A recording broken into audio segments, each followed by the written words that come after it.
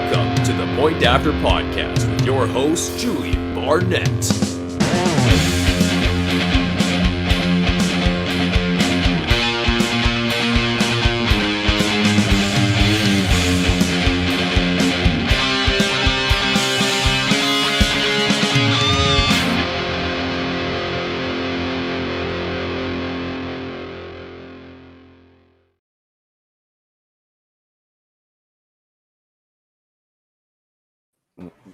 What is up? What is up, fantasy world? Welcome into the Point After Podcast. I'm your host, Julien Barnett, brought to you as always on the True North Podcast Network and by Monkey Knife Fight, our sponsors for this episode. I have assembled this fantastic crew of people that we're gonna be talking with tonight. I'm so excited to get into this, guys. It is Friday night. We have just under 4 weeks until just under 1 full month until the NFL kicks off for real. We have 3 preseason games under our belt, 3 going on as we speak during this podcast. So, there is a lot to talk about, and we're going to kind of just dive into it. We've got, as I mentioned earlier, a fantastic crew of people on. So I'm going to go around the table here and introduce all of these analysts. To my left here, I've got Coach Craig. You can find him on Twitter at Coach Craig Sport. Coach, how you doing tonight, man? Doing pretty good. Chilling in the hotel room.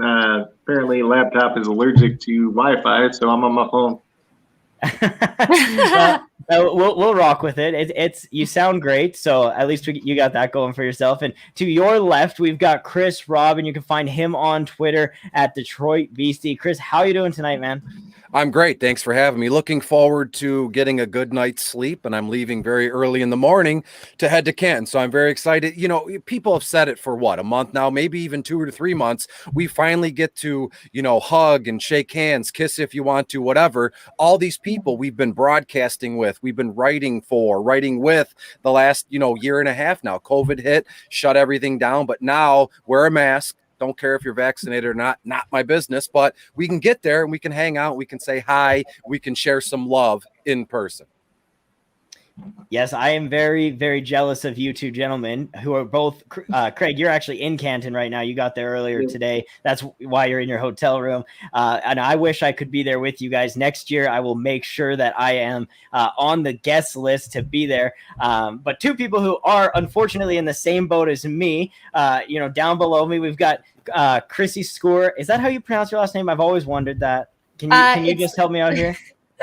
So basically, you want to say it as if there's a W after the C. So Scuor. Yeah, see, I wouldn't have known that. It's Italian. I don't know. It doesn't really sound Italian. I don't speak Italian.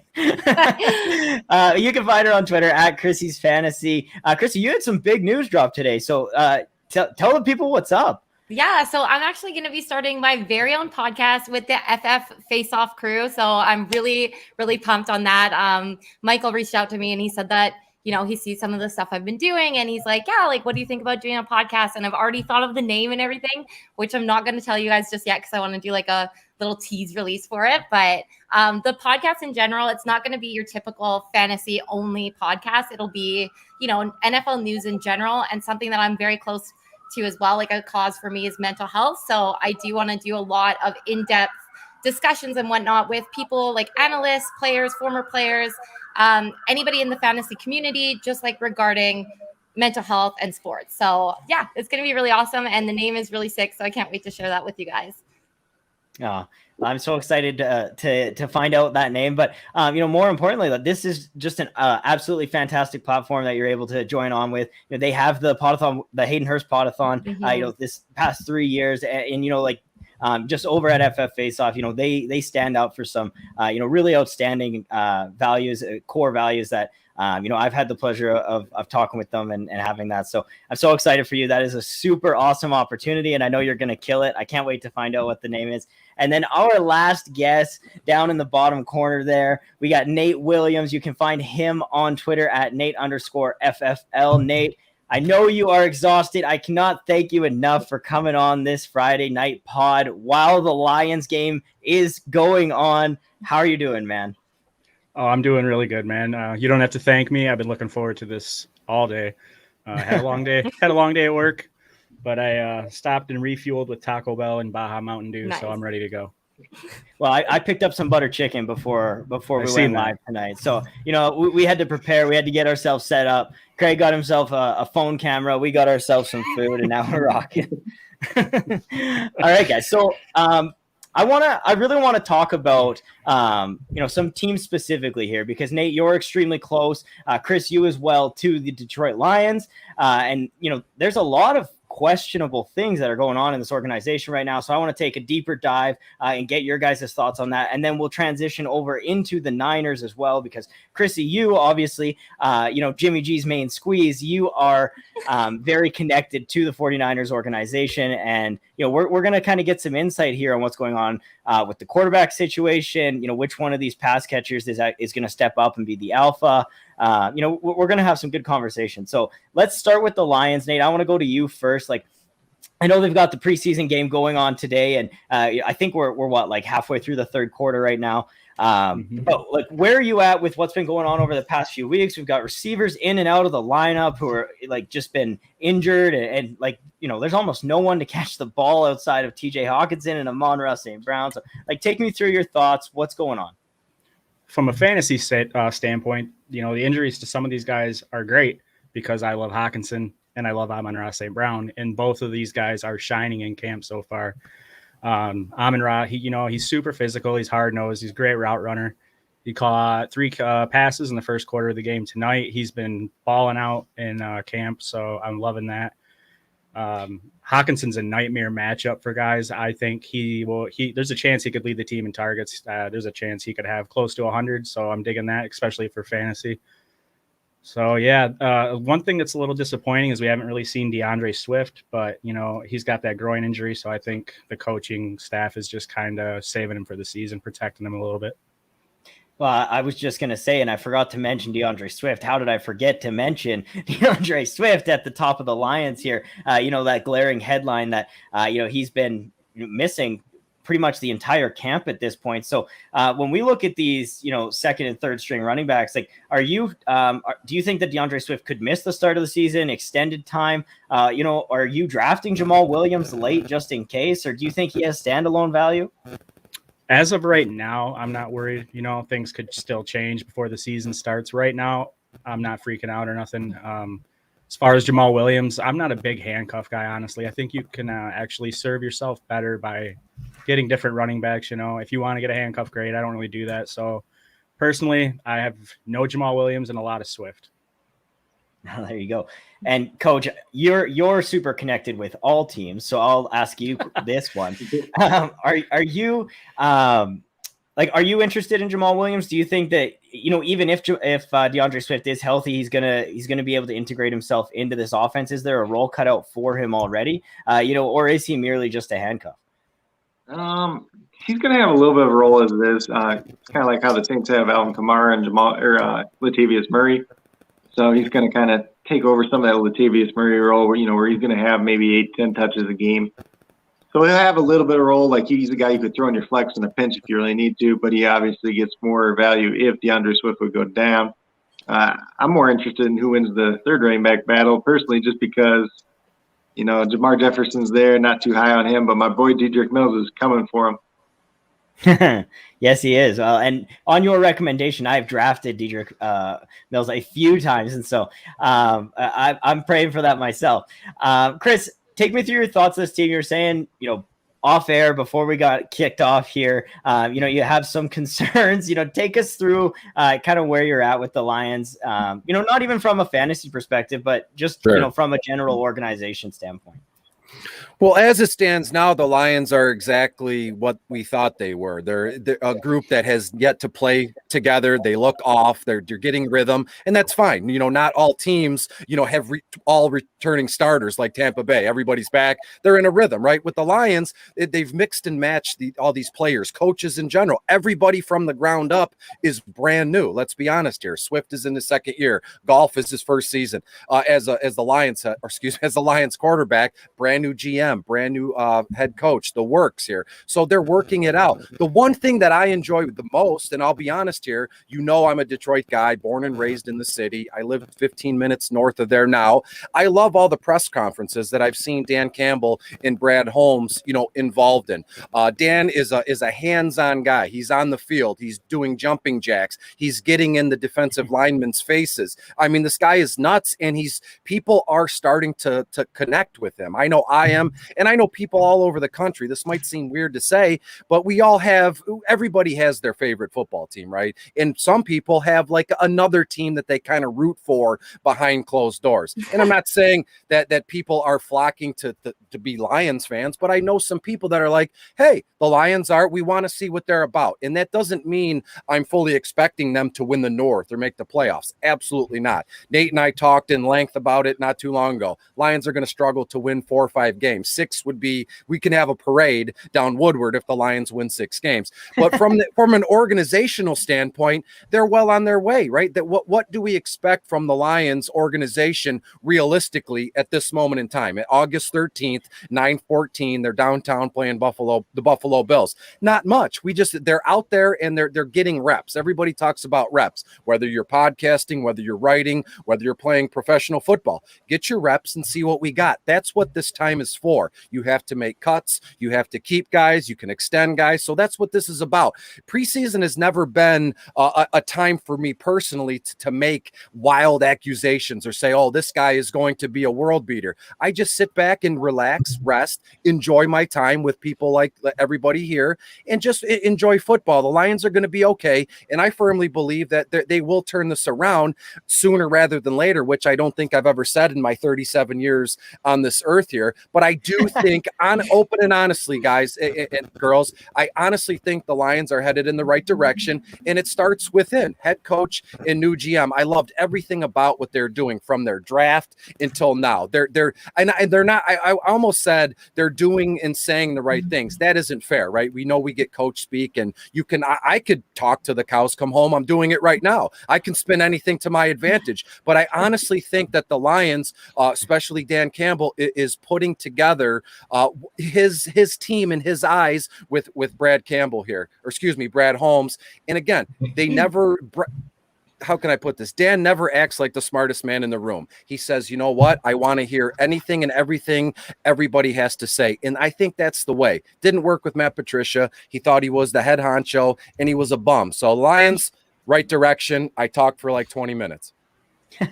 Well, there you go. And I think you're right. I'm not expecting huge things from the Lions this season, but I do think that there is some interesting fantasy pieces here. So, Chrissy, I haven't heard from you yet. Where do you have TJ Hawkinson in your tight end ranks? Are you drafting TJ Hawkinson as basically, like a top 5 tight end, or are you kind of fading him because this offense, they're not going to score a lot of points. It's just not going to be a very good offense. Where are you at? Yeah. So, I mean, I'm not going to get so much into the top 5 tight end thing just yet, because I'm saving that for later if we get to that, this and that thing. So, Hawkinson for me, like, he's never really been on my radar. I personally, if he's available and I need him down the road, yeah, sure. But like, I'm not going to have him on a list where I'm like, get him. It's just not for me, So, I'm not gonna, he's not my dude, man. Well, there you go. And I know Nate, he is your dude. So Nate can have him. So he's my guy. Like, take us through that. I too really like TJ Hawkinson, mostly from a volume perspective. Like you said, I don't think he could see 100 targets. I think he will see 100 targets plus. Like, I just don't think there's any other options outside of like Amon-Ra, and then you've got like all of these other auxiliary pieces that are kind of coming and going, and it's just really confusing, from my perspective right now. So I think TJ Hawkinson's the only option at this point that they can consistently rely on, that I see as a tangible player. So Nate, where are you at? Take us through your thoughts, man. Tyrell, they're going to probably try to treat Tyrell Williams as the number 1 receiver. The thing is, him and Perryman are going to be the deep threat. Goff is not a very good passer deep, so he'll be peppering targets underneath. That's good for Hawkinson. That's good for Deandre Swift, and that's good for Amon-Ra St. Brown. All 3 I like in fantasy. you can separate the Lions, my fandom and fantasy. Yeah, just like Chris said, he nailed it. We don't expect a lot this year. We just want to see some growth. And from a fantasy standpoint, yeah, they might not score a lot of touchdowns, but I think that there is some key pieces there. And a lot of these guys, Hawkinson's kind of climbed up a bit, but Swift has actually dropped a little bit in ADP. So if you can get Swift as a value, I think you're doing yourself a tremendous favor. I mean, you can draft DeAndre Swift as an RB2 right now. Exactly. You can get him at in the third round, the beginning of the third round, end of the second round, where you could go. I can see teams that are going Christian McCaffrey at the 101 and then DeAndre Swift at the 212. And that's a strong lineup to start out your season, especially because he gets that pass catching work and they're going to be playing from behind all the time. So yeah, I'm on board with TJ Hawkinson. I like that we kind of have some varying opinions on here. Coach, where are you at with Hawk? Because you're going to be, our tiebreaker here between, actually, I guess Chris will, because I gave my opinion. Nate gave his, Chrissy gave his. So unless you're on TJ Hawkinson, take it away. Yeah, so he's my tight end 4 right now in the ranks. So after the big 3, but typically I'm somebody that drafts a tight end late, but this year I'm considering taking somebody a little bit earlier too. Honestly, for Hawkinson, it just kind of depends where he falls in drafts. But he was a guy I bought a lot in Dynasty last year too, so I've kind of been in on him for a while now. Yeah, well, and I'm he's drafted in the first round. It's got the draft pedigree. You know what I was thinking about this week though, guys, is it seems to me like draft pedigree only matters for their rookie year. And then if a player's good, that player's just good. And we're like, yeah, okay. It doesn't matter. Right. But then if they're not good, we consistently bring up that they had high draft capital. Oh, they're going to get an opportunity. They got high draft capital. And, I was just, it got me thinking today, Chris, is this something that, we should actually be kind of adjusting for? Like if you have high draft capital and you bust in your first year, I don't know the actual physical statistics on it, but do you think you're going to be fading these guys more and more, or are you, kind of getting back in on them? You give them another try. Sure. My thing with draft capital, to be honest with you, not to rub anybody the wrong way, but draft capital is just like a fantasy football buzzword. People throw it around in their tweets, or people throw it around in their articles to be like, look at me, I'm hip, I'm cool, I'm in the game. I know what fantasy football is. Draft capital is cool, early on, and that's it. Like right now, draft capital is meaningless to fantasy football players. It's most important for actual NFL franchises because, as you said, Julien, draft capital, if they bust, if the Lions had selected, let's say, Justin Fields at 6th, 7th overall and he busts, well, that sets your franchise back a couple seasons because you expect to hit home runs with your first round pick. You could look at fantasy football the same way, but you can easily recover in the duration of a fantasy football season. I can make some trades. I can acquire more first round picks for next season. I can build them. It's the Iron Bank theory. I won't get into it, but so real life football, draft capital is massive. For fantasy football,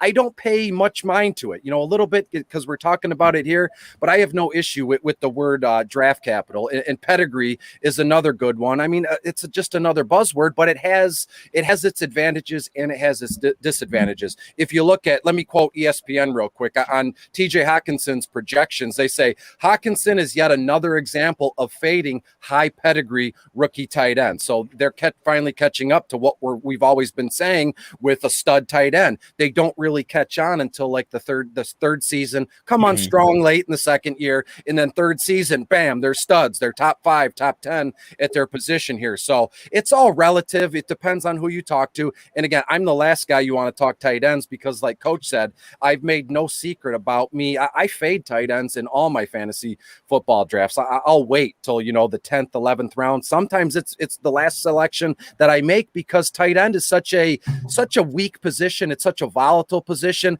And look back through the years, Logan Thomas last year, Robert Tonyan. These guys were waiver wire darlings, and if you were able to grab them, more than likely you made a strong run in the playoffs. So why would I spend such high draft capital in my fantasy draft on a tight end when the position is so readily available on waivers? Well, and it's readily available, like the number 4 through number 15 tight end is. because you finish in those ranges, and it's all basically you're putting up like a very similar points per game. You're only looking at like 1.5 to 3 point difference, between the top guy and the bottom guy at that range. So I stand by the big three tight ends, and if you can get I think if you can get a value on those guys in your drafts, Kelsey's kind of tough. You see people drafting him in the first round, and no value there. Yeah, I mean that's not. I mean, let's be honest. He's in a tight end premium league. He will not make it past pick 5. So there is no value. Yeah. But what's value? It's all relative in the eye of the beholder, as they say. Tight end premium, 5th overall pick. I mean, that's pretty good. You have a slam dunk stud at a premium position. So no issue. Yeah, I agree. But when people are, we're looking at Travis Kelce like in the first round of 1 QB leagues. That's really where the ADP is looking at this point. And, that's really interesting to me. Like, are you taking Travis Kelce over Devontae Adams, in a non-premium league? Are you taking Travis Kelce over Tyreek Hill? Like, absolutely not. Tell me when you guys are done here. Are you taking Travis Kelce over Derrick Henry? No. I'm a big Derrick Henry guy. Baby jersey aside back there, Julien. I'm a huge Derrick Henry guy. Well, what about Stephon Diggs? Now that gets interesting. If we look at it just from an overall blanket statement perspective, can Diggs back up what he did last year? We're never promised production here, but more than likely Kelce is how old? 31, 32. 31. I mean, he's been the number 1 overall tight end for, I think it's been 5-6 seasons now. So to be honest, I mean, fantasy football players, me included, you love having, I don't have a crystal ball, but you can look at Travis Kelce and say you can write his name in stone and say he's going to have this many catches, he's going to have this many yards, and that's fantastic. We love looking ahead and having it right in front of us. With Diggs, more than likely going to be fantastic with him and Josh Allen. Things are looking up for that organization, but people are still kind of hemming and hawing. I know I am.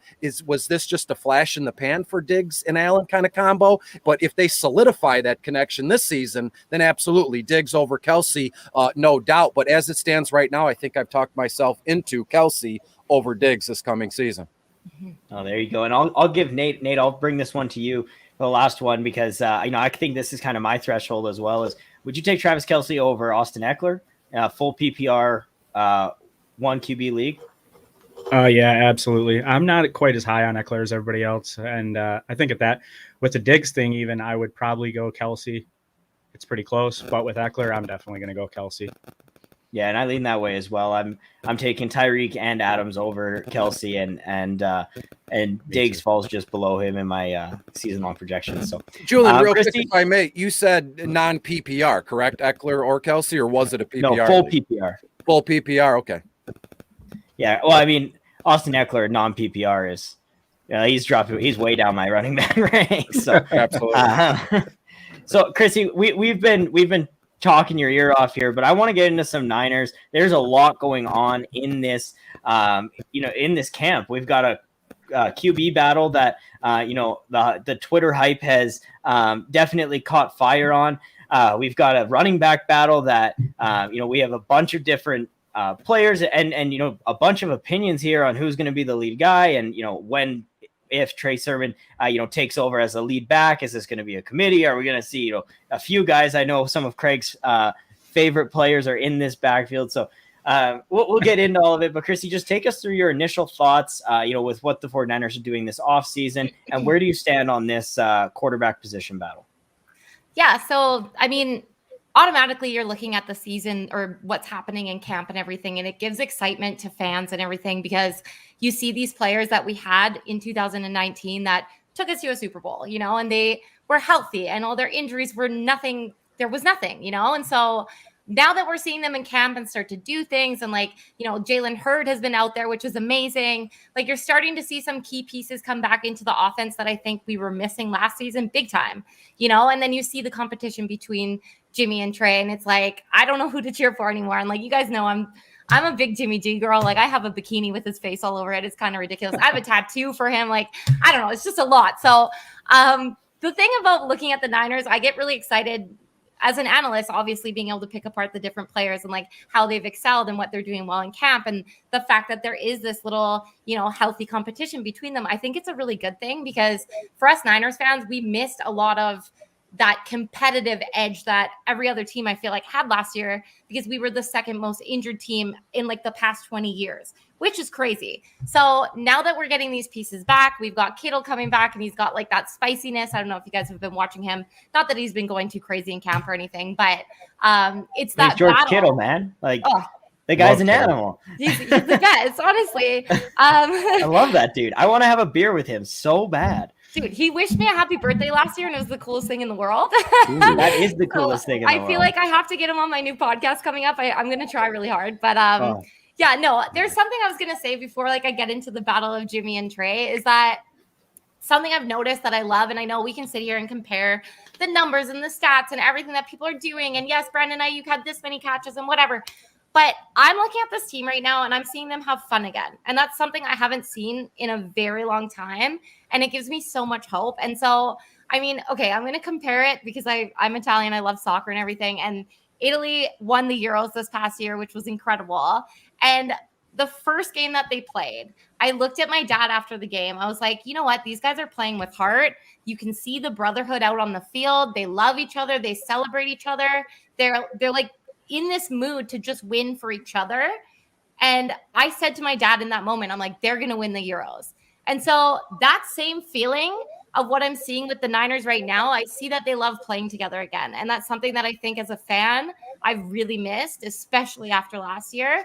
And it's exciting. It's exciting to see that these guys want to play for each other again, and that they're praising each other in practices, after practices, on the mic, when they're being asked all these questions. Like, they literally love each other more than anything. And I think that shows more than anything that this team wants to get back out there and win, because they want to win for each other. It's not just about themselves anymore. So I'm excited for that.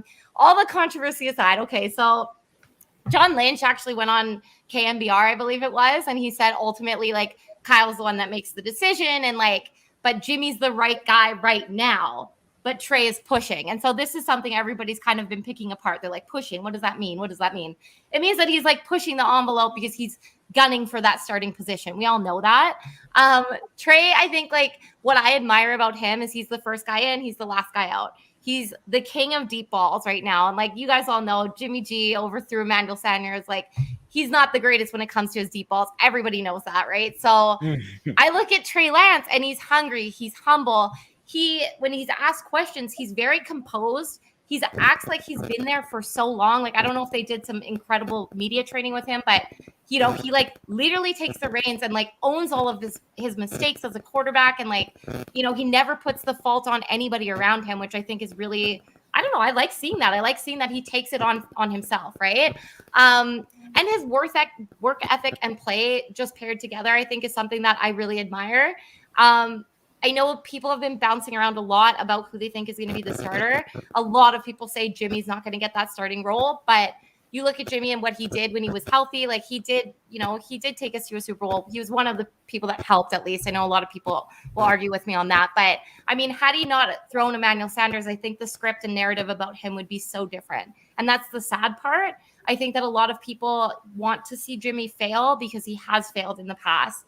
And so the healthy quarterback competition, I think, is lighting a little fire underneath of him. And as much as Trey is doing great and he's throwing all these bombs and everything, at the end of the day, it's still practice. And I think the defining moment will come when we look at how they're going to play tomorrow. And I was thinking about this already, going into that game tomorrow. It's Jimmy versus the Chiefs again. He's going to get in there for a series or two, probably. I think if he throws a pick and it somehow ends up being a touchdown for the Chiefs or whatever, Jimmy's not going to start week 1. I'm telling you right now, if he has a brutal game tomorrow, I don't think he's going to start, because I think that confidence that we've lacked in him is just gone. I don't know. I think the quarterback position is such a mental position that there's so much going on about him that I can't even imagine stepping out onto that field. And if something goes wrong, what's going to happen? And I know, Trey Lance is pushing for the position, and I'm not opposed to either one of them starting. Again, I love Jimmy. He's everything, but we ultimately want the best quarterback out there. And if Trey Lance can prove that, especially in these preseason games, and I know they're just preseason, but to be able to put that on his shoulders and play like a champion, and he wins these games and he does well and he's composed, I think he's going to win that starting position. Yeah, I do too. I mean, it's not, is he going to win that position? It's when. And, you know, I do think that Jimmy G could come out and start the season, but, you know, especially like the first 4 games, you know, they've got the Packers and the Seahawks in there. And then they also got, I was just looking at it, the Lions as well as the Eagles. So I think there's a pretty good chance that they go 2-2, you know, to start off the hop there. And you know, if he can't win those tough games against especially if they lose against the Seahawks with Jimmy G at the helm, like I'm not sure that he's going to be able to, you know, hold on to that job for any longer, especially when you traded up to number 3 to draft Trey Lance. You know, how long are you really going to hold this guy out for if Jimmy Garoppolo is not propelling your team forward, right? Like if he's just game managing, and, you know, that's fine. Like Kyle Shanahan is very smart. Like he knows how to utilize his players, and like Jimmy Garoppolo is a competent enough quarterback that, you know, even under not great circumstances, he can deliver the ball, you know, in good situations. You know, it's just like you had mentioned earlier, his deep ball is not the best, and, you know, he struggles to really like create plays on his own. But if they control the clock and you know, use some of these you know, these athletes to get them the ball in space, then, you know, he could still be competent. But with Trey Lance, you know, we hear it all the time. He's got this running factor that he's going to bring to the game that, you know, I really think, you know, Kyle Shanahan is going to use. He's going to game script and game plan, you know, zone read schemes and, you know, bootlegs for Trey Lance. And, you know, like he's going to get this guy, get him the ball in space, you know, treat him as a playmaker and not just as a game manager. And that's really what the difference is for me between those two guys. So, you know, which one of those gives you a better chance to win? Well, I guess we'll find out, right? Like if Trey Lance comes in and he's lighting the world on fire with his legs, and, you know, he's got this deep ball, and, you know, like, baby. Why would you not leave that guy in? So, Coach, where are you at with this quarterback battle? And, you know, who do you think is going to be starting week 1? And, you know, at what point do you think Trey Lance takes over? I think there's a couple different interesting things that we need to look for. Looking back last year, you know, Jimmy G obviously got hurt, and then he kind of came back pretty early too. And you could tell that he was not right. He didn't trust his ankle at all. His pocket presence just wasn't there at all. Like, you just watched some of the game film, and then he ended up getting hurt again. Like, I want to see him come out and have that confidence once again. I know you're like, maybe they go 2-2 if he starts, but you got to remember they beat the Packers by running all over them 2 years ago too. So I don't think he has to be great in that game either. And the Packers defensive line is not good. But, very fair. So I think Jimmy G is going to be the starter for as long as he stays healthy and as long as the team's doing well enough. I was listening to a show actually on the way here today where they were talking about how Kyle Shanahan's like, a lot of why Trey Lance has been working with the first team is because they want him in specific packages. So it could be like kind of how Jalen Hurts was a little bit last year at the beginning of the year, how Taysom Hill's kind of been used with the Saints. Maybe you do some wildcat with him, some stuff around the goal line, you know, to get that deep shot down the field. So I think there could be a little bit of that as well. Helps him get his feet wet. And it really just comes down to how they play in the preseason. Does Jimmy G have that confidence once again? And then what does Trey Lance look like? You know, obviously he's a kid from the FCS school. He only played 1 game last season. So it's been a while since he's been out there in a real live football game. And he's still making that big jump from the FCS level to the NFL level at the same time. I know you talked about some of the composure and everything. That's really what sold the 49ers on him. If you listen to their, you know, like Kyle Shanahan, John Lynch, all the staff, because when they trade up to the number 3 pick, they said they didn't know which quarterback they wanted to draft. They knew they were comfortable with any of the 3 that were there. But when they met with him, that's really what sold him on Trey Lance overall. Yeah, no, I agree. Chris, do you got anything to add here? Yeah, really quick. I mean, I think the writing's on the wall here. And again, no offense to Chrissy as a San Francisco fan, as a Jimmy Garoppolo fan. I like Jimmy G. He's a professional football player. The ladies love him. He's tall, he's handsome. He does everything you want. Yeah. He does everything you want from like a human being standpoint. He is a professional quarterback. I mean, that's everybody flocks to that kind of stuff. But to me personally, I have Jimmy Jimmy Garoppolo in my projections for this season with only about 150, 160 passing attempts. And if you break that down, 30 a game, you're looking at what, 5-6 games max. So that means Jimmy G is going to be relieved of his QB1 starting duties in week 5 or 6. And then when you look at Trey Lance with my projections for him, I have him for almost 365 attempts, 25, let's just call it 2,600 yards, 19, 20 touchdowns in the air. But what sticks out to me and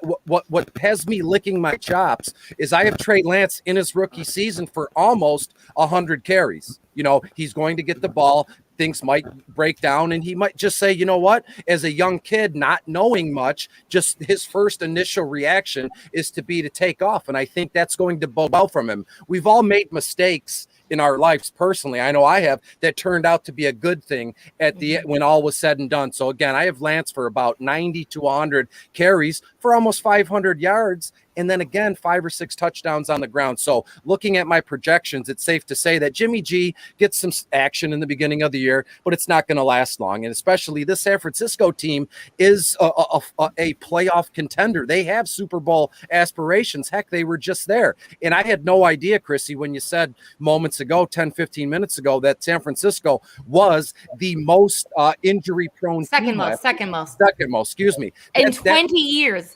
Yeah, and I mean, the whole defense went down. Everybody went down. Yeah, obviously. You can't discount that. I know as fantasy football players, analysts, broadcast, aside from predicting touchdowns, it's next to impossible. You can't predict injuries. Nobody wishes ill will on these guys. No one says, oh, I want this team to be injury riddled and whatever. But I'm telling you now, I think that JG as the San Francisco quarterback is going to be short-lived, 4 or 5 games max here. And then the reins are off and it's now Trey Lance's team. And I could see a scenario, and I'm not just fluffing this up because you're here, Chrissy. I think that if Trey Lance hits his stride week 8, week 10, let's say they're sitting at 6-7 wins already, right? Jimmy G gets them a couple wins. Trey Lance comes in, starts to light the world on fire. I think San Francisco has a very good shot at making a deep run in the playoffs on the strength of all the rookie mojo that Trey Lance brings to the table.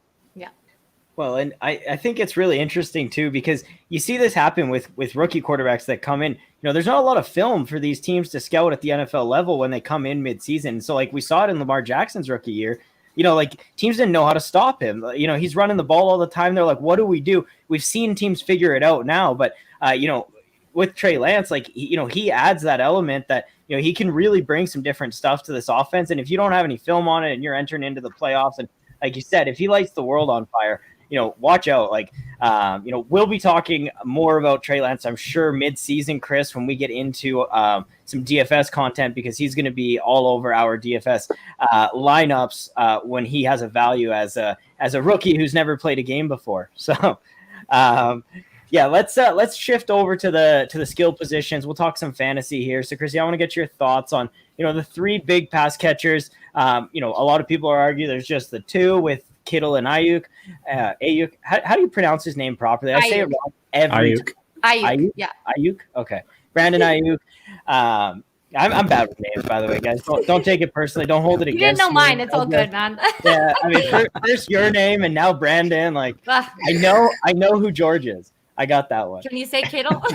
yeah, Kittle, right? It's George Little, right? Yeah. The T's silent. Yeah.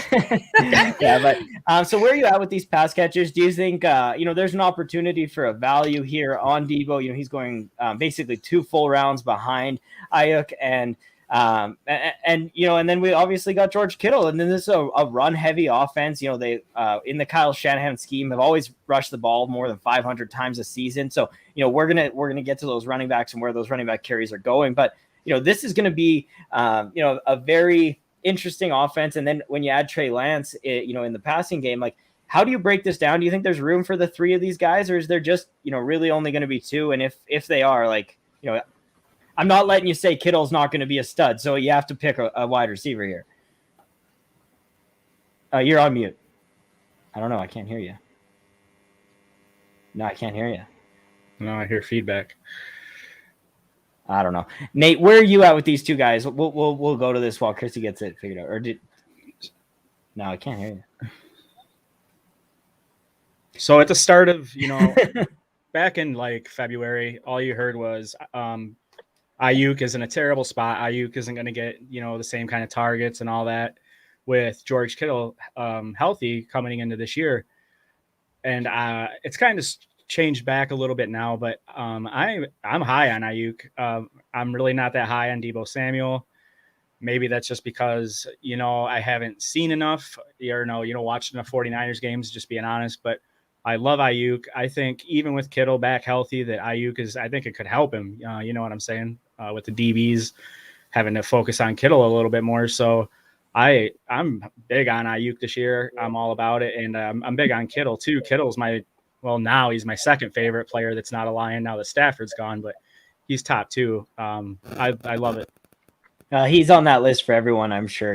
Just as a person, like you said, Chris, Jimmy Garoppolo is great at being a human being. George Kittle is even better. I love that dude. He's awesome. Coach, where are you at with these three guys? Do you have any room for Deebo in your heart? Do you think he's going to be like a DFS option? Maybe we can play him in the right matchup, or are you pretty much just out? So the hardest part with him in DFS too is it's hard to know which weeks to play him unless one of these other two guys is out. I've never been really big on Deebo Samuel. I think he's really good at his whole yak thing, everything he does in that regard. He fills a very specific role. The problem with Deebo Samuel, he's always hurt.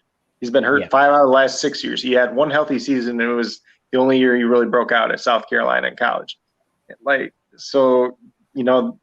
best ability is availability. And if you're not on the field, you're not going to be able to score points for anybody. And I think everybody's so enamored what he did his rookie year that he had that great end of the season, and everybody's still just chasing that high. And you see it even this year. Another guy that's just like that is Laviska Shenault, a guy that's very similar player, and he has that long injury history as well. I think there's a chance he ends up like Deebo Samuel is kind of this year.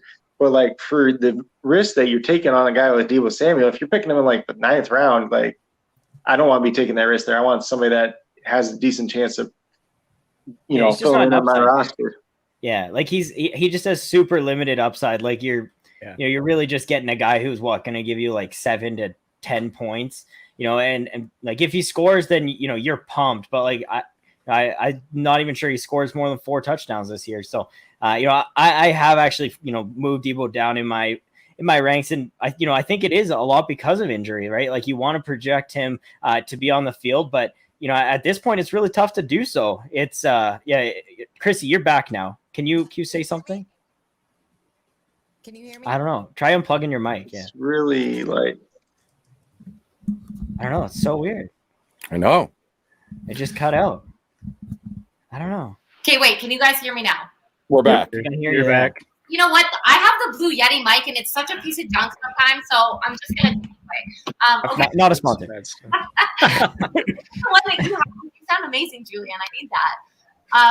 Okay. Now I'm ready for this. Okay, so I was trying to say this earlier. Kittle's always been my main dude. Like I said earlier, like he interacted with me on my birthday. He's liked a bunch of my tweets and stuff. Like I made a hype video when he signed his contract. It was just like the most lit thing ever. And like, of course I have to give love to him.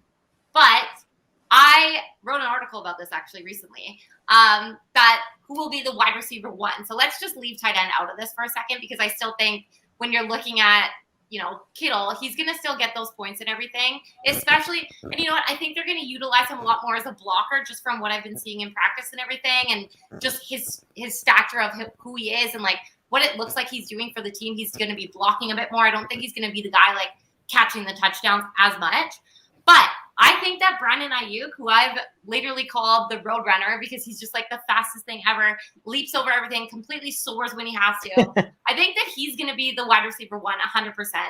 Deebo, and I kind of heard some of you guys talking about this already. I cut out with everything. I'm sorry. But Deebo is so injury prone. And especially when you're looking at the 49ers in general, Kyle Shanahan is probably going to steer clear away from people who are going to have those potential injuries again, right? So I think that Ayuk, okay, I was looking at some of his stats, and I even wrote them down, so I'm like, I have to tell you guys this. This is crazy. First off, he's got an incredible wingspan. So you're looking at just like the difference between Deebo and Ayuk. Ayuk is like an NBA player with his wingspan. Because he has such a long wingspan, it gives him this added value, I think, just because like he literally has like an extra limb almost. You know what I mean? Like it's He's just super a known long. fact. Like he can I know He's what like you're Mr. saying. Stretch, you know what I mean? So like that guy can catch a ball anywhere. Also, because Shanahan is known to move the ball around a lot, like I think that the guys are obviously going to share catches. That's just how it is. It's how it's always been with the 49ers. Again, like when we were kind of talking about Trey and Jimmy, depending on who's going to have that job, if, you know, Jimmy gets out, I think Trey will obviously throw the ball more. And I think that one of those targets will be, like, he had a great connection with Samuel, which was awesome. But I think that Ayuk is one of those players that he comes into a team in the first season, he does great. He puts up numbers. He's incredible. But it's always his second season that he excels. And so I'm literally like, if I could bet and put all my chips in on Ayuk, I would. I think that he's going to have such incredible value. I think he's going to be the main go-to guy just because of his speed, his agility, the way he moves around the field, the way that he makes himself available to the quarterback, the way he jumps over defenders. Like, the list goes on and on and on. And like, the thing that I loved about him is like, okay, I stated this already. When he was with Arizona State, he had 33 receptions for 474 yards and 3 touchdowns in his 2018 season. In the 2019 season, he had 65 receptions for 1,192 yards and 8 touchdowns. So this guy is just one of those type of guys, like once he's with a team and he starts to feel them out and like get to know them and work well with them, I think he's going to excel. And I'm, again, going all in on him. So, yeah, I mean, I love Kittle. I think he's going to be right behind him kind of thing. But if you're looking at Debo and Ayuk, it's going to be Ayuk, hands down. Yeah, I agree. And Chris, Nate, do you guys got anything else to add to that that hasn't been said already?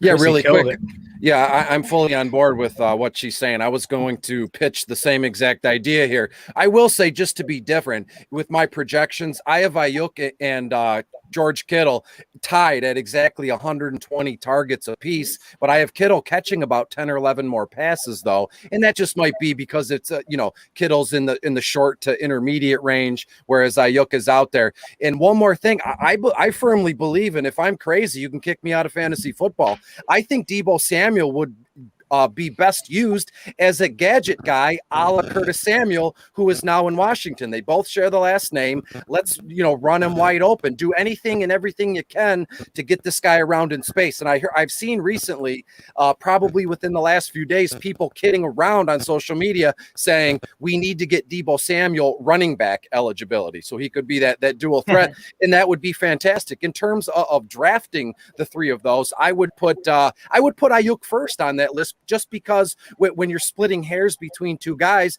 you then have to go into the value portion of things. And as I said, Ayuk and Kittle, almost the same exact identical projection. Kittle's going to cost you a little bit more than Brandon Ayuk here. So I'm Ayuk, Kittle, and Deebo all day in that order. Well, George Kittle is going ahead of Brandon Ayuk right now in consensus ranking, but I just want to, we'll dive into a little bit of this or that, because we got this Ayuk conversation going right now. So he's going as the wide receiver 24 currently.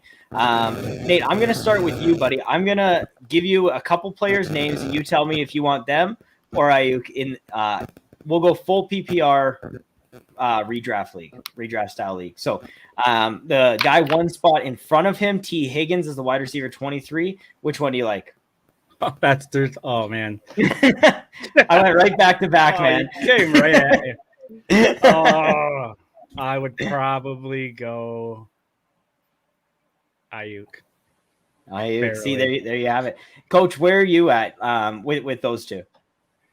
I think I have Ayuk one spot higher in my rankings. I think Ayuk was 26 for me, then T. Higgins was 27, Jamar Chase was 28. Off the top of my head. Wow, you're so good, Coach. Just remembers that he just has to stare at the ceiling. He's got it written up there. Coach has been vandalizing the room. He's been writing all of his answers on the ceiling.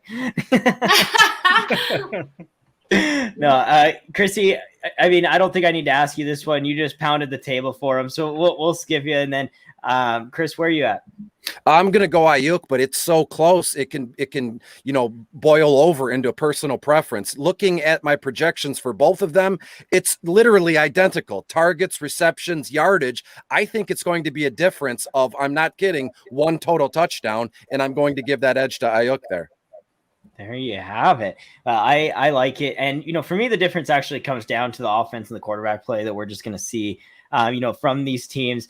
I like Joe Burrow a lot. I am just really worried about this offense. We haven't really talked about the Bengals, but there's a lot going on in that organization. They did revamp, so to speak, the offensive line. But from everything that I've read and that I've seen going on from the beat reporters coming out of Cincinnati is that Joe Burrow looks scared and it's really like a mental thing at this point, and he's trying to overcome it, but this offense just has not looked ready for the NFL. And if they get off to a slow start, maybe they can pick it back up, but I'm just not sure that this is this offense is going to be able to support multiple weapons. And we've been hyping up Joe Mixon and obviously Jamar Chase, drafted 5th overall, and then you got Tyler Boyd and T. Higgins, who arguably broke out in his rookie year. So I'm just not sure that there's really enough good in this offense that outweighs all of the red flags that I see. So that's kind of why I lean that way with that one. We'll go one more on Ayuk. We'll move him up. This is interesting because this is from a redraft perspective.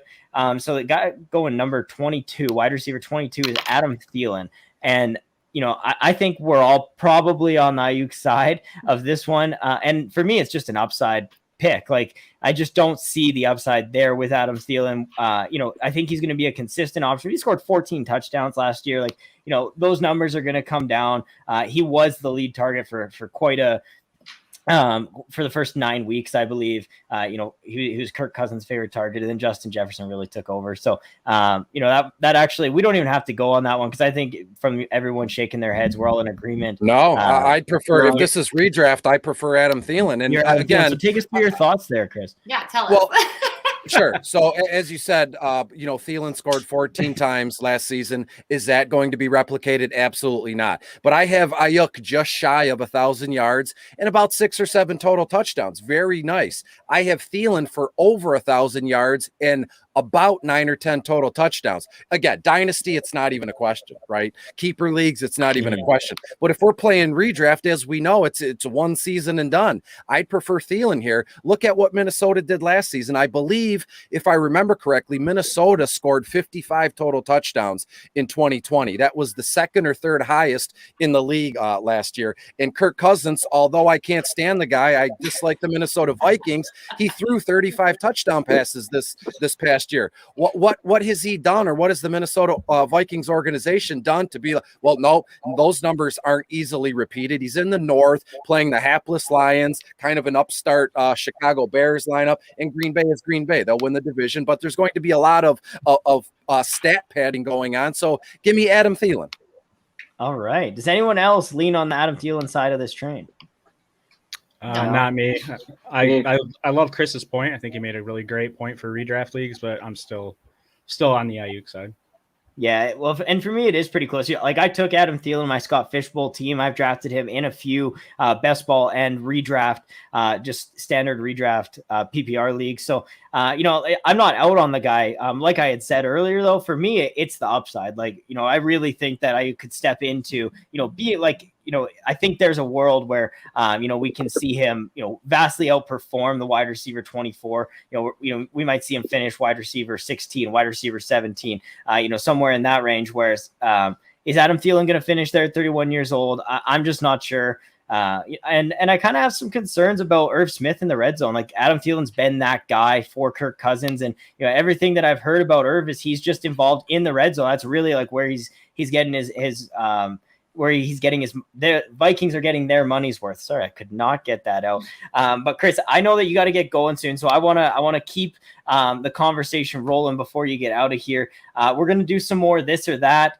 And then we'll probably wrap this up. We're going to talk about some of these preseason games, but I mean, this conversation just kept going. So I'm cool with playing this or that. We'll get a few more minutes for you guys, and then and then we will be off for our Friday night. So we'll go around the table here. This doesn't have to be like a really long answer or anything. I just want to know, I picked these thresholds kind of as like over-unders to gauge perspective on where we value these guys. So we'll start with you, Chris, right beside me. Jalen Hurts is a top 10 QB in 2021, being drafted as the QB 12 right now. I absolutely agree. I'm all in on Jalen Hurts this season. I've told the story a million times. I won't keep you here long. I went all in on Hurts on my 14-team full point PPR IDP dynasty. I sold off Stafford and Tannehill, and Jalen Hurts is now my quarterback of the future here. It's only it's not a super flex here, so I believe he is probably right there. If he finishes at quarterback 11 or 12, I know that's not top 10, but I'm taking that all day. Yeah, I mean, it's going to be a safe floor. And if you finish in that top 12, you're going to have some boom weeks. So, Nate, where are you at over or under top 10? I'll keep it pretty short and simple. If you go back to my Twitter, go back to January, I tweeted that Jalen Hurts would be a top 10 quarterback. Boom. Easy peasy, lemon squeezy. I like that you stay with your conviction, too. Like, I wrote this in January. I'm sticking to it. Coach, where are you at? Yeah, so I got him at quarterback 9, and I think he finishes as quarterback 10 or better easily as long as he plays at least 15 games. Yeah, I agree. And Chrissy, are you on board with Jalen Hurts as a top 10 quarterback? Yeah. Oh, yeah. Okay. Based on just his performance yesterday, which Les, thank you for letting me watch that game today. Great. I thought he was incredible. There was a buzz around the boys. You know what I mean? Like the boys were buzzing, that whole term. And like, you could just see that he felt confident. He knew when to throw the ball away. Like he knew exactly what to do. He looked that composure that I talk about that I love to see in a quarterback because I think Jimmy didn't have it. I see that in Jalen Hurts. And I feel like 100%. I'm going to say top maybe 8. Mm-hmm. Yeah, I think it's arguable, like with that rushing floor that he can bring. It's definitely not out of the realm of possibility. He is one of those quarterbacks who has, that kind of upside. And I just got to say, like that pass to Dallas Goedert on that corner route yesterday was absolutely fantastic. 34 yards, man, beautiful. I mean, and Zach Ertz, like he should have caught that first down. They could have kept that drive going. I wanted to see more Jalen Hurts out there because, like you said, he did look good. He was, very smart in the pocket. He stepped. I watched him at one point literally just step out from behind a few defenders, roll out and throw the ball away, like you're saying, which doesn't show up on the stat sheet, but it's a smart football play. Super smart. I'm happy to see that. I also just wanted to give a shout out to our boy Will Harris in the comments. He's popping in. Yo, what is up, buddy? It's a pleasure to have you joining us. Yeah, thanks by the way. Hey, Coach, can you get in there? All right, guys. So quickly before we get out of here, I just got to take a quick word from our sponsor for this episode, Monkey Knife Fight, and then we will dive back into these this or that. If you want the best DFS player prop games in the industry, jump onto Monkey Knife Fight. Monkey Knife Fight is sweeping the nation right now, and we at True North are proud to be doing it along with them. They've got games for all sports and skill levels that are sure to keep you on the edge of your seat with endless opportunity to watch your winnings pile up. With our promo code TNFF, Monkey Knife Fight will match your first deposit up to $50. So sign up now with our promo code and you can get up to $50 of free money to start making some bank. Again, that's monkeyknifefight.com and the promo code is TNFF at your first deposit to start playing today.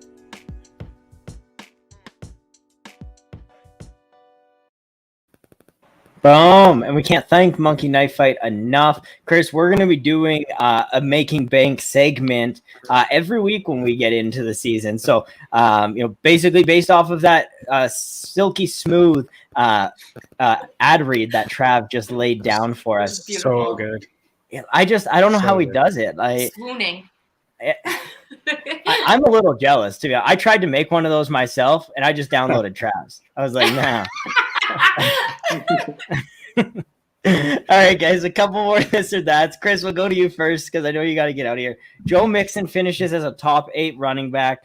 He's going as the RB10 right now. Joe Mixon, just repeating the question so I can think for a moment. Joe Mixon, top 8 running back? No. And that's I'm going to be firm on that. RB12. That's my bad.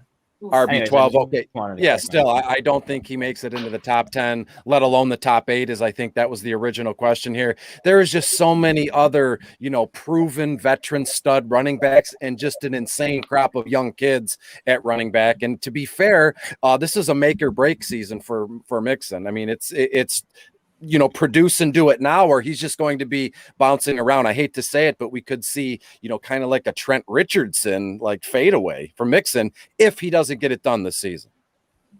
Yeah, well, and, bad offense. I talked about it earlier, bad offensive line, and there's not going to be that many points to go around, from an actual NFL scoring perspective. So, how successful can a running back in a poor offense be? Well, we've seen it happen before, but that's really what, I'm questioning. I think a lot of people look at this offense as a high-powered, high-flying offense. And I kind of, I see it as an offense that's probably going to struggle again this year, right? Like Joe Burrow was still a rookie last year, as good as he did look for those 8 games that he was in. He's still a rookie now. He's got some inner demons he's got to fight with, and he's got to learn to deal with. So, Nate, where are you at with Joe Mixon? Do you think we'll move this to top 10 because that seems to be a better line with him at top with him going as the RB12? Do you think he can outperform his draft pedigree? There you go, Chris. Or do you think he's gonna upset fantasy owners? I think you guys both made some great points. For me, it's not like this isn't a Joe Mixon hate thing, but I think he's going to be lucky to finish in the top 15. So I'm going to say no. All right. And Coach? So right now I have him at running back 11. I am a big Joe Mixon person in general. I think if he stays healthy, if everything goes right, he could be a top 5 running back. But at the same, and like you kind of talked about you kind of talked about Burrow being good last year. Like as a rookie, he was okay for a rookie, but like outside of the 2 games against Cleveland, he was not good. This is a high volume offense, is what you kind of alluded to. Not really a high point scoring offense. There's definitely a lot of opportunities there for him. If you say just top 10, I'll give him the top 10, but top 8, probably not at this point. But he does have that really high upside if all the cards fall right. Yeah, and that's really where people have to, push their chips if they're going to go in on Joe Mixon, is believing that he is going to finish in that top 8. And then Christy, where are you at with Joe Mixon? Well, talent-wise, I'm going to say yes. Like I thought, especially if we were looking at top 8, I think he definitely has the talent. But I get worried about injuries. Like I think I'm one of those people just because I have this PTSD with the 49ers and injuries. Like I just think that people. No, injuries suck in general. Yeah, they and like he had a right foot injury, and foot injuries are not fun. They changed the style of play. I think that that concerns me. And so like had he had Nick Chubb's right foot, he'll be top 10 for sure. But he doesn't. He has his own. Mixon has his own right foot. That's not a good right foot anymore. So I'm going to say false. He's not going to make it top 10, not even top 8 like we originally said. All right. And well, Nate put him at top 15 or, outside the top 15. So are you to that point where you're pushing him back that far, or you think he can finish higher than that? Who, me? Yeah. Oh, I feel like he could be 14. Yeah. Yeah, I think that's a fair 13, threshold. 14. Yeah. Yeah. Well, and I mean, there's not really anyone behind him either. There is some pieces. We can go to Coach if you want to. He knows like every depth chart piece in the NFL. So if I ever need to know somebody, I just ask Coach. But yeah, I mean, Gio's gone. He was averaging 4 targets a game out of the backfield. Mixon was with 3 last year. So obviously not all that work from Gio. Being gone is going to go to Mixon, but I think there's some points that can be made on the Joe Mixon side of it. Arguing for him, so it'll be an interesting situation to see how this offense plays out. Chris, you look a little confused. Are you questioning my judgment on Mr. Mixon, or do you have some other thoughts, or what? No, absolutely not. I got a ping on my computer, and it was some pass play, David Blau, 4th quarter, 3 minutes left of a meaningless football game. So I apologize there. Very important.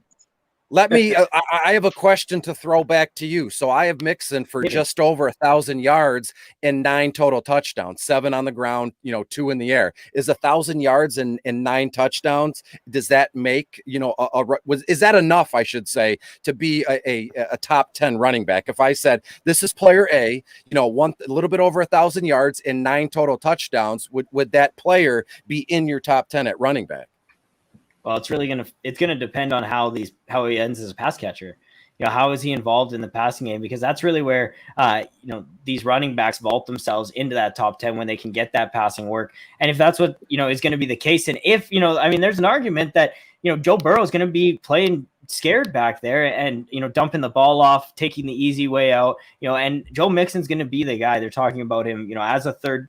As a 3-down back, somebody who's hardly going to come off the field. And I mean, that could all be coach speak. Like, it's too early still in the preseason to make that judgment call on, how often he's going to be on the field. But if what they're saying is true, we could be looking at a guy, who could see plus touches on the season. So, it'll be interesting. And to answer your question, like 1,009, that would be in my top 10. Let me add in pass catching work.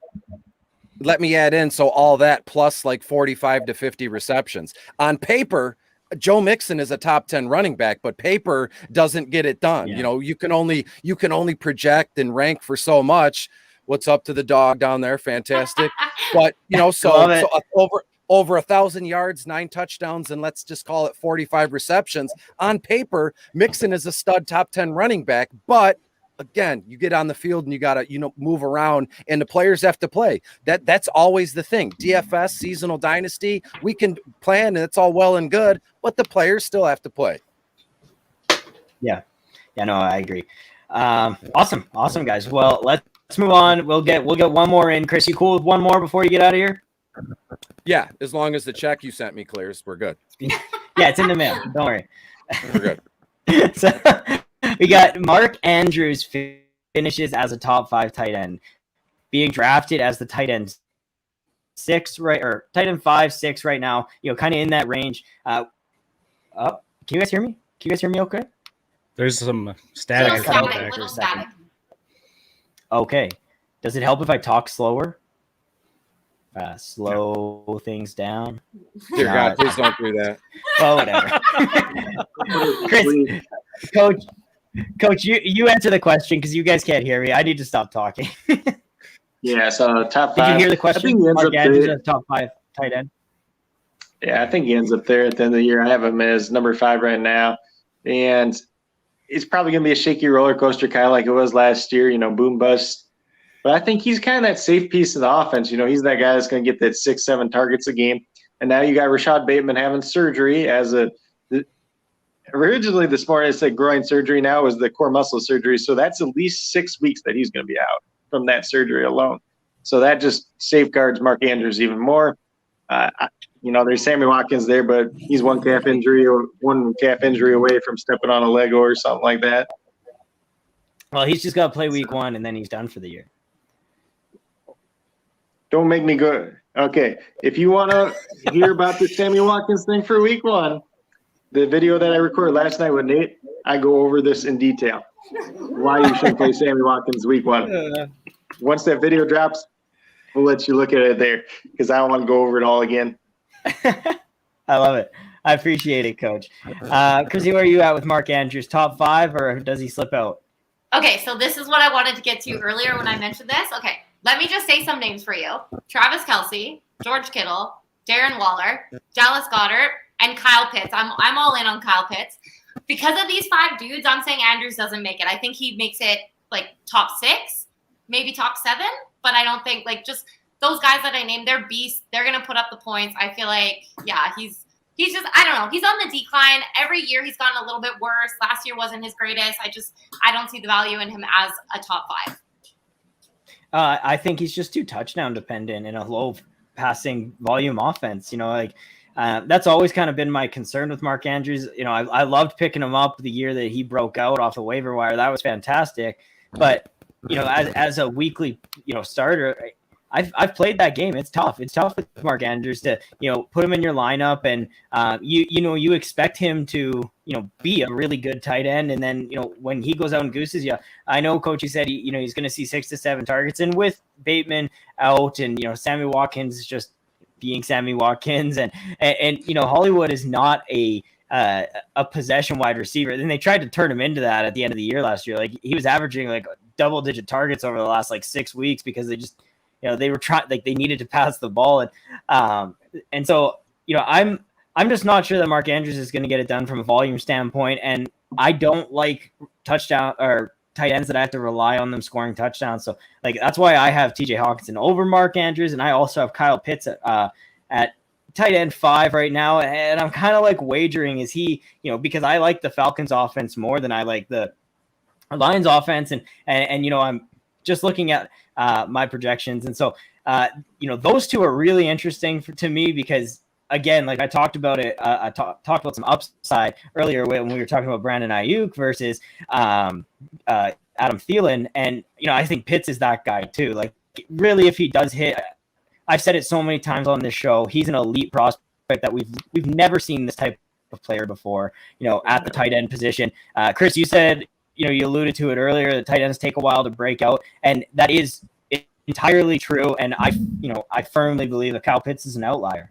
So, that's why I have him in that top 5, and I think Mark Andrews slips out there. Nate, let's go to you to round this out. Where are you at with Mark Andrews? Real quick, I'll give a shout out to one of the bigger analysts that's supported me for years and years, Heath Cummings over at FF Today and CBS Sports. His bold prediction was Mark Andrews as the tight end 1 this year. Wow. I love the optimism. Do I think that? No. I actually think that he'll probably finish around 6 or 7. I like Pitts and Goddard, kind of like Chrissy said. So I think with, when Bateman gets healthy, I think he'll start to emerge. So I don't think Andrews has a bad year by any means, but I think it'll be around more 6, 7, 8. No, I totally agree. All right, guys. Well, I think really quick. May I speak on Mark Andrews? Jeez, Julien, you're so rude. Yeah. No, I'll be quick. I can't handle your voice, man. Thank you. I love it. Don't worry. Thank you. I think Mark Andrews as a top 5 tight end this season is all but set in stone. Look what he's done the last 2 years. So he's finished the season, back-to-back seasons as the tight end 6, as a top 6 tight end. He had 23 red zone targets last year, first by far and away for any tight ends. In the last 2 seasons, Mark Andrews has commanded a 25% target share. That is massive. People don't pay much mind to target shares or offensive snaps. I mean, it's huge for DFS, but to me, Mark Andrews is without a doubt going to be a top 5 tight end this season. He's a safety blanket for Lamar. We know Lamar, does he progress through his reads as well as, like Mahomes or whoever, the stud at quarterback? No. Does he take off and run a little bit too much? Sure. But he also panics and dumps it off. Boom. There's Mark Andrews, top 5 tight end season without a doubt. Well, and I'll just throw this in there real quick because I want to ask you this, Chris. 25% is a fantastic market share, but in a low passing volume offense, how much merit do you really put into that? Like, because this team passed the least amount in the NFL last year. Like, even if you're getting 25% of a small pie, how much is that really worth, on the grand scale of your fantasy teams? Well, I'll tell you. So they don't pass often, as you said, but look at what his targets were. They were all high upside targets, 23 red zone targets last year. So, maybe you're thinking it from a different perspective. Yeah. Oh, he's going to get a ton of targets, between the 20s. Sure. But where it matters most is in the red zone. And Mark Andrews is just a monster at tight end in the red zone. That's very fair. Especially as like a best ball pick, I'm all about that. I just think he's kind of hard to project when to start. It's kind of where I'm at, and I prefer to have a guy in my tight end spot if because of the draft cost that you have to pay to get Mark Andrews. Like, I'm just not sure that he's going to be a viable tight end every week, and if that's going to be the case, I'd rather stream the position. Pick guys up off the waiver wire, try and find Logan Thomas and the Robert Tunjons of yesterday. So that's just kind of the way that I lean on it. But I definitely can see a world where he is this target hog on this offense, and if those 23 red zone targets actually, even if more than 50% of those go his way, we're looking at a guy scoring 12 times next year. It's going to be hard to not break into the tight end top 5 tight ends with 12 touchdowns scored. So, very valuable points on all sides, and we'll let the listeners decide what they're going to do in their drafts. I'm just happy to have you guys all here to get all of your opinions. This has been an absolute blast. I respect each and every one of you so much, and I can't thank you enough for your time on this Friday night. Before we get out of here, we're just going to quickly go around the circle, tell everybody where you can find them, and what you guys are working on. So Craig, we'll start with you. Yeah, so you can find me on Twitter at Coach Craig Sport, on YouTube at Coach Craig Sports. Right now I'm working on the team previews, so I'm going through each team, pretty much talking about each impactful player, their ADP, their ECR, where it is, kind of my thoughts, quick little 15, 20-minute video on each of them. I'm grabbing a couple different people for some of these team previews as well, so I get a couple other people's insight on teams, especially like ones that, you know, they're fans of. Nate's going to be joining me for the Lions one. Ty's joining for the Steelers one. So I think that's going to be really interesting. Got the deeper dive into DFS coming out with Nate that I'll probably be editing in the morning. And we'll see if I can upload that because I don't have Wi-Fi or laptop that wants to connect to Wi-Fi. Wi-Fi. Go to the closest coffee shop, Craig. Upload your YouTube videos. I don't want to stay at the coffee shop for 4 hours either, but yeah, we're working on that. And then I'm probably going to be working on some written content too for like deep sleepers, taxi squads, going into the season for like Dynasty and stuff too on for True North, obviously. Yeah, well, you are our deep dive expert. As I mentioned earlier, you seem to know every single player in the NFL, even the ones who've never played a snap. So I'm very, very impressed. I always go to you about that. And I will have to say that when you do your 49ers breakdown, I might know a person who is interested in jumping on and breaking that down with you. So speaking of which, Chrissy, thank you so much for coming on. Pleasure. Where can the people find you? And I mean, you talked about it a little bit earlier, but just give us a quick breakdown of what you're working on. Yeah, so I am on Twitter at Chrissy's Fantasy. So CRYSSYS. Everybody forgets the S, and then Fantasy. And I will be joining the crew at FF Face Off, which is amazing. Mike and Anthony are incredible, and I'll be doing a lot of content for them, starting up my own podcast, which you guys will have to wait for the name again, but it's going to be amazing. I'm going to bring on some really cool guests. I think I have a couple really amazing ones lined up already, so I'm not going to give that away just yet. You guys have to see. And this is crazy. I'm moving to Italy, which is like wild. So I'll be doing all my fantasy stuff, all my football stuff from Italy in a very weird, different time zone, which is fine. But I'm excited. So I've got a lot of big things coming up in the future, and you guys will see everything on Twitter. I also have my own website, which is northernfaithful.com. Love it. Big life moves. When do you move, by the way? October. Wow. Beginning That's of very October. soon. Yeah. That's crazy. That's awesome. We just booked our tickets. I'm like freaking out a little bit. We have to sell everything, and yeah, it's going to be pretty wild. That's so exciting, though. That's going to be absolutely awesome. And you know, you'll be in a pretty close time zone to all of our friends over in the UK. Yeah. So you know, there's quite a bit of fantasy minds over there as well. You guys can all wake up at the same time and watch football. Dude, I'm going to be up all night. Are you kidding me? I will never miss a Niners game. I'm going to be drinking espresso and like screaming at my TV at like 4 in the morning. The good espresso. Yeah. Oh, the best. I love it. Nate, where can the people find you? What have you been working on, buddy? You can find me on Twitter at Nate_FFL. I have articles posted for various websites weekly. A lot of guest podcast appearances, which I'm appreciative of. The big thing we have brewing right now is me, Dan Brown, and brother Matt have been in the lab, and we've been working hard. So if you can follow Sons of Dynasty on Twitter at Dynasty Sons, we have a weekly DFS podcast launching on September 2nd.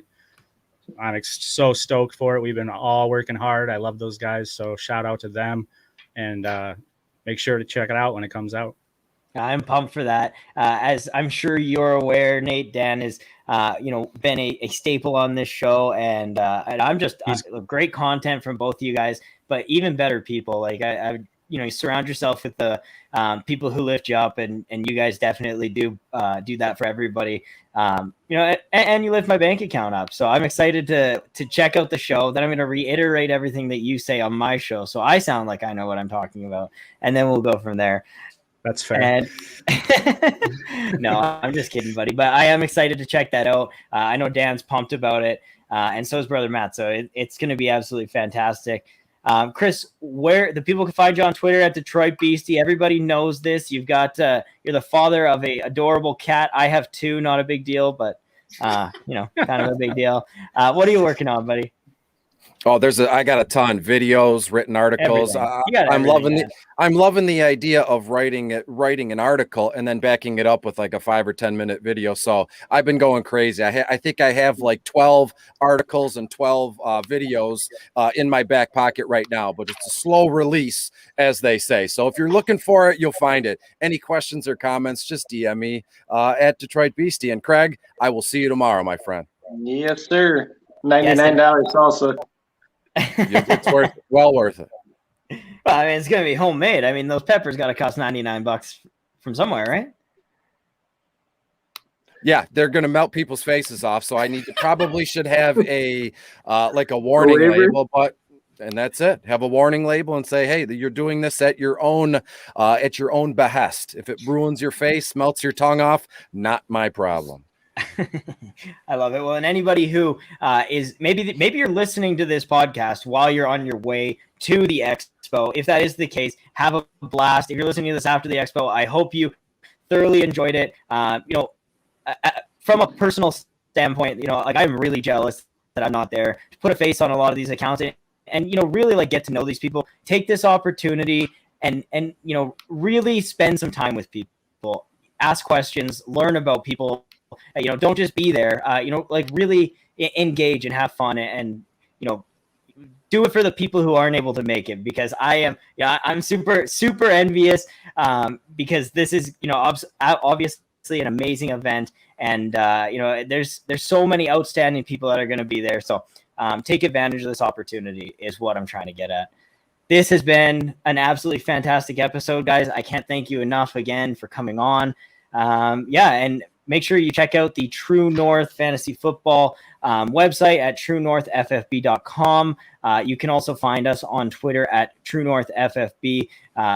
We're pumping out, once we get into the season, it's going to be 6 episodes a week between, all of our different pods that we got on there with the True North pod, Gold Jackets pod, Point After, and we also got the Smoke Show that's going to be revamping up once we get into the mid-season. We're going to be doing the SOD DFS podcast, and then we also got the Spot on Friday or Saturday nights. So it's going to be, it's going to be busy. Stay tuned. You're not going to want to miss any of this. We have some absolutely fantastic minds in the True North crew. I, unfortunately, am not one of those fantastic minds. I just sit here, look pretty, and grow a great beard.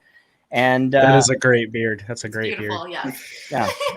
Thank you, Nate. Thank you, Chrissy. I appreciate it. If you guys aren't watching on YouTube, do yourself a favor, get on here, take a look at all of our gorgeous faces.